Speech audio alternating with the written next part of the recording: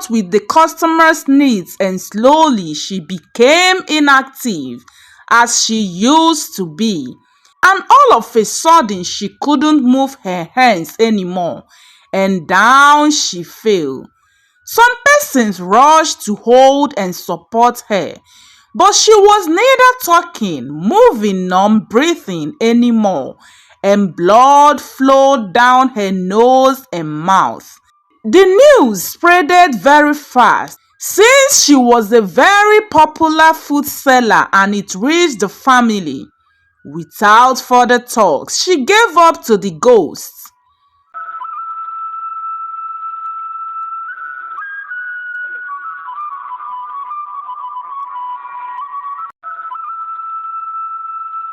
Once upon a time in Akanke village lived a couple, Ola and Moremi.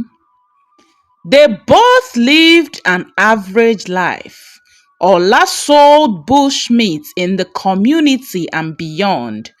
This business was a great business in Akanke for the less privileged.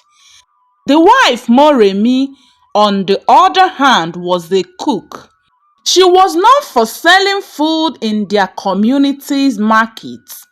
They were both running their businesses individually, which served as a means of livelihood to them until they gave birth to their 5 children, 4 boys and a girl.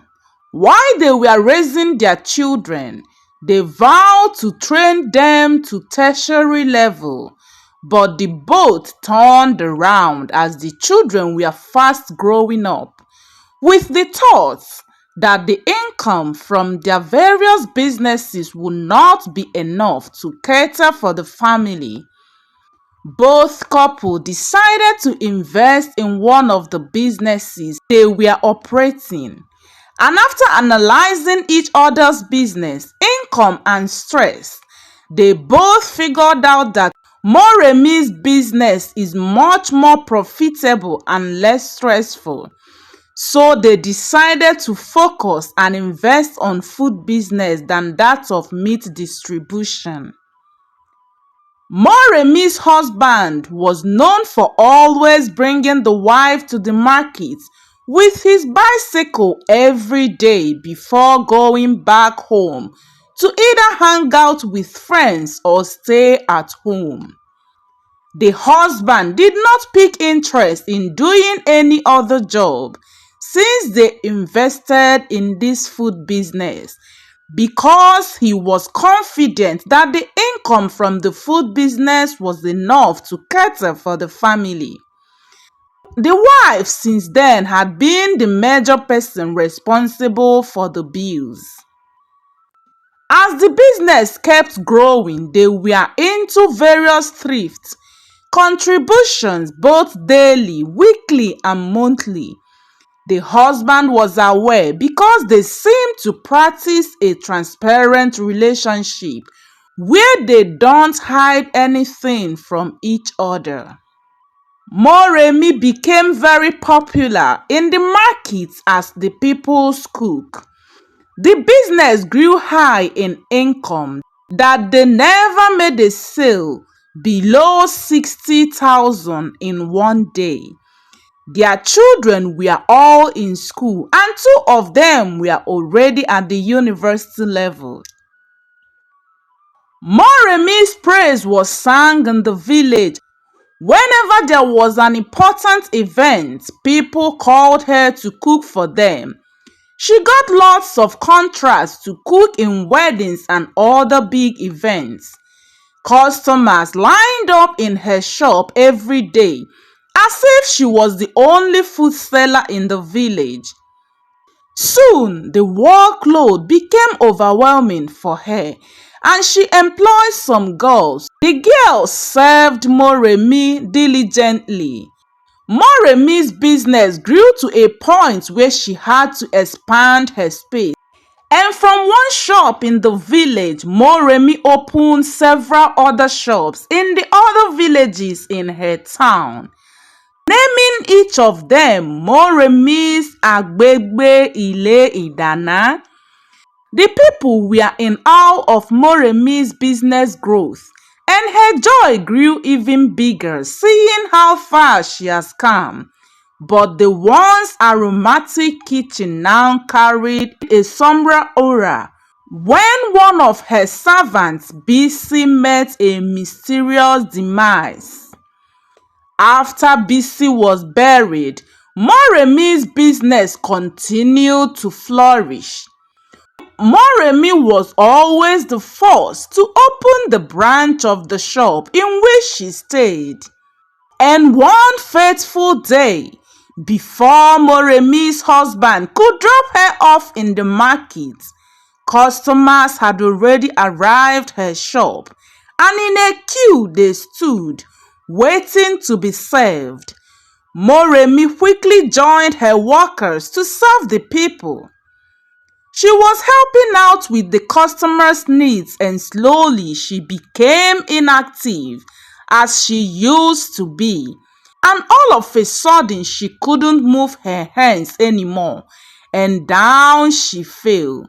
Some persons rushed to hold and support her, but she was neither talking, moving nor breathing anymore, and blood flowed down her nose and mouth.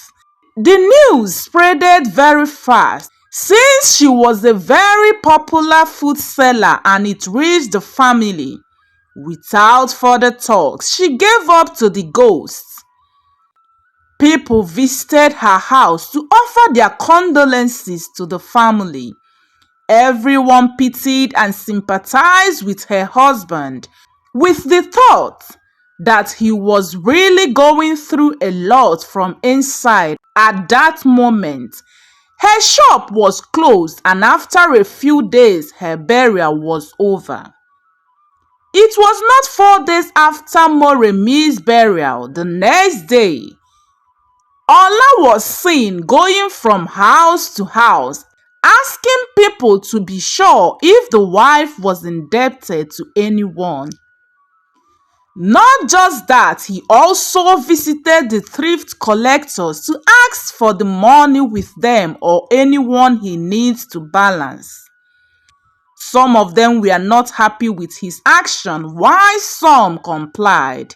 Ola then took over his late wife's shop to continue the business.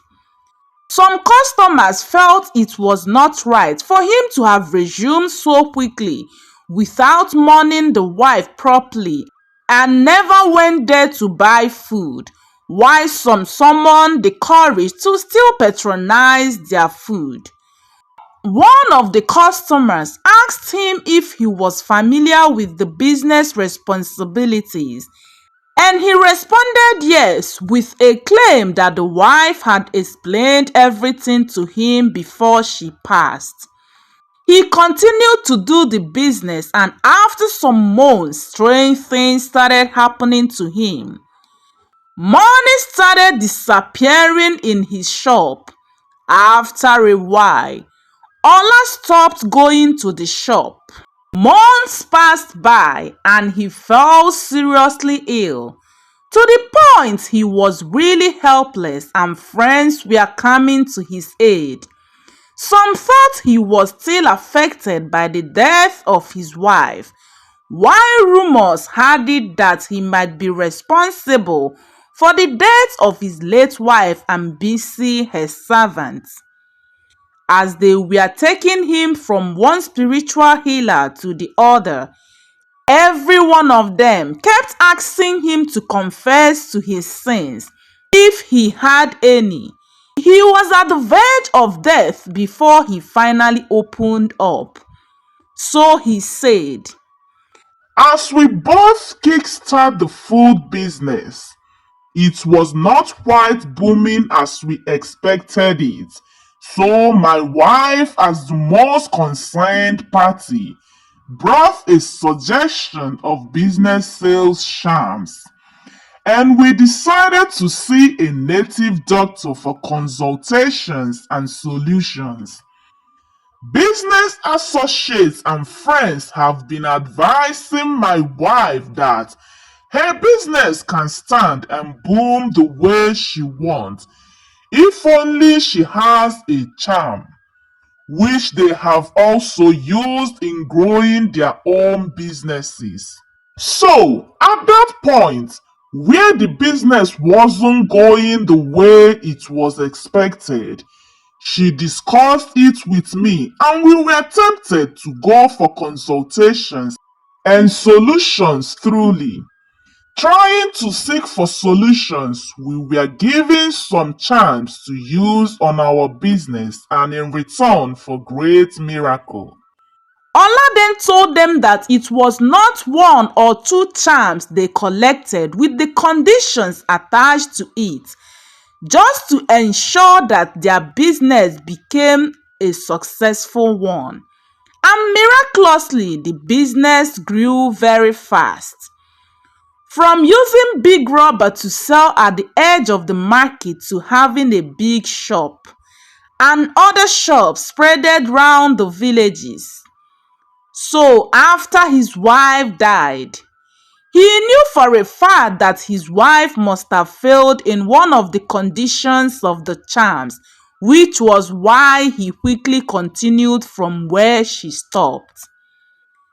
Ola added that while he was operating the business, he hasn't gotten any moments of peace, which made him run back to the different places where he and his wife had collected the sales charms. And he was informed that they have both failed the terms and conditions of the charm.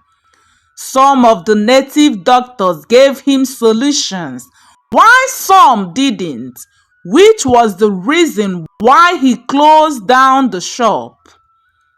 The easiest part of the solutions the native doctors gave to him was to go to Bisi's graveyard and offer a sacrifice, which he did. Another one was to exhume the dead body of Moremi in the midnight, bathe her and use the bath water to cook, and he also did that.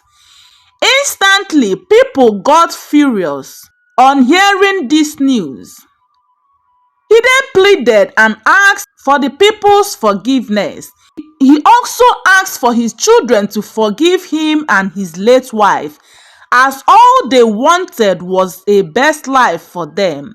The man added that the children will have no problem if they wish to continue the business and also retain the shop. Ola got well a few days after his confessions, but he died strangely few weeks later. The children later sold their parents' shop and gathered together all the money left for them by their parents and relocated to another town and started another business.